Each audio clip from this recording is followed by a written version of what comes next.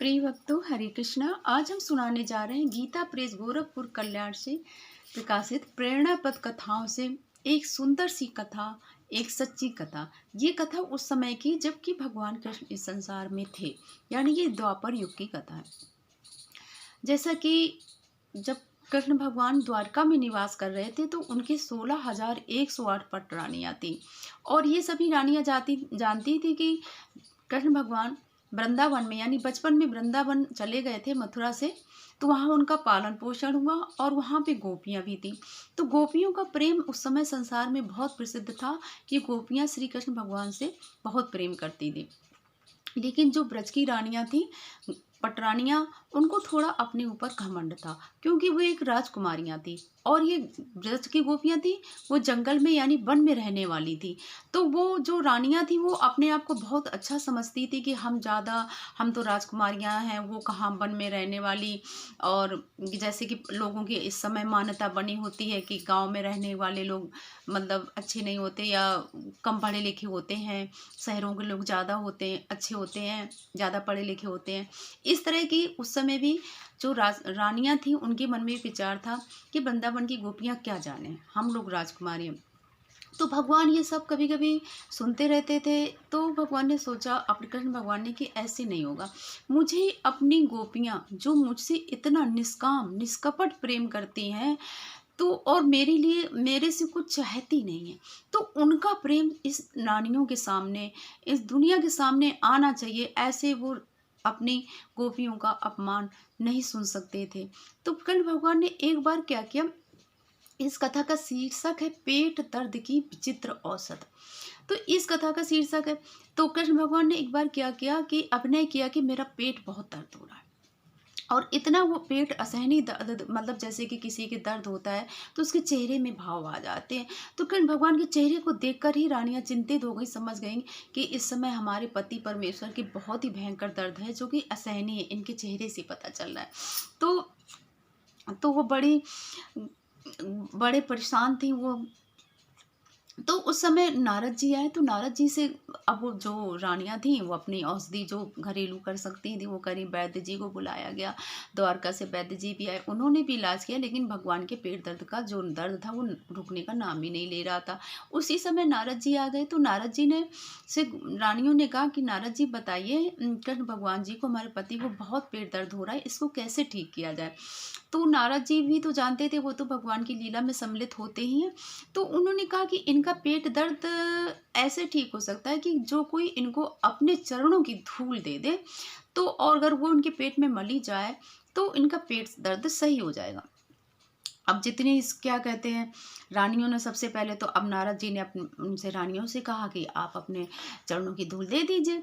तो जो रानियां थीं तो वो बोली, अरे हम अपने पति को अपने चरणों की धूल कैसे दे सकती हैं, और वो भी भगवान, ये भगवान नारायण के अवतार माने गए हैं, अगर हम दे देंगे तो हमको नरकों में जाना पड़ेगा। और ये कह करके सब रानियों ने, जितनी भी द्वारका में रानियां थी, सब ने मना कर दिया कि हम नहीं दे पाएंगी।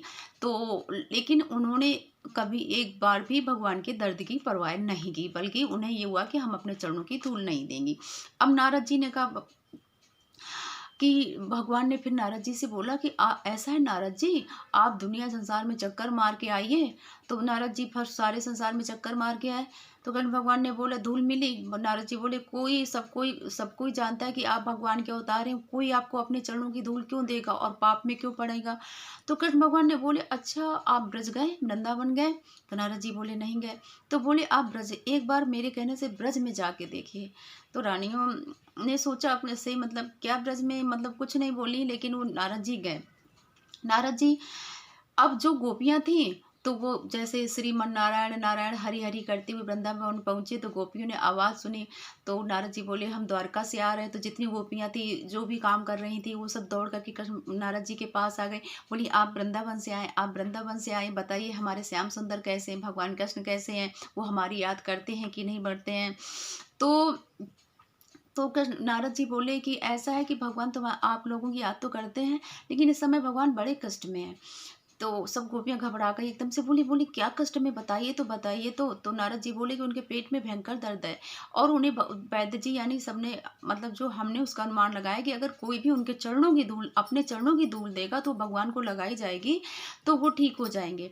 अब गोपियों ने कहा कि अरे, तो कृष्ण भगवान हमारे कन्हैया इतने कष्ट में है, और तो बताइए आपने पहले क्यों नहीं आया, सबसे पहले आपको वृंदावन आना चाहिए था।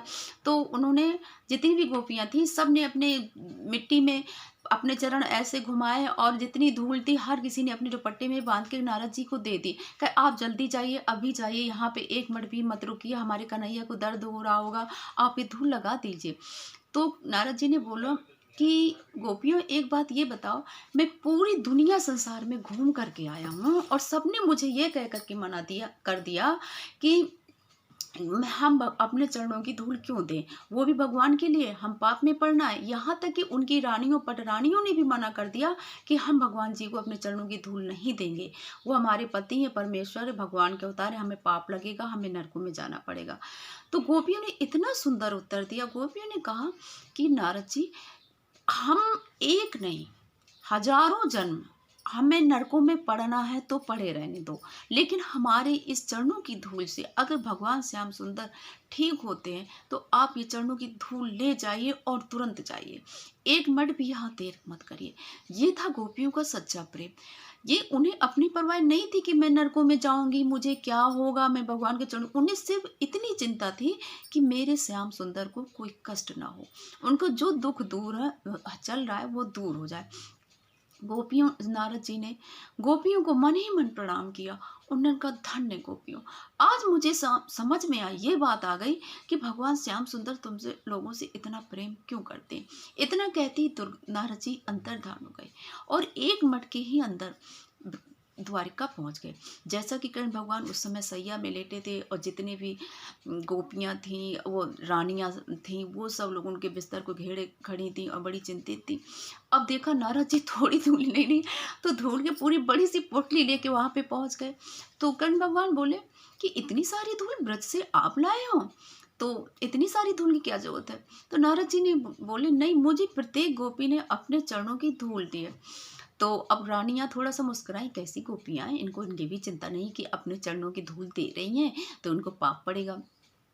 तो कृष्ण भगवान तो जानबूझ के बोले, अरे गोपी ने मुझे, प्रत्येक गोपी ने धूल दी। हाँ। तो नारद जी ने सबसे पहले उनके पहले धूल लगाई, उनके पेट में मला।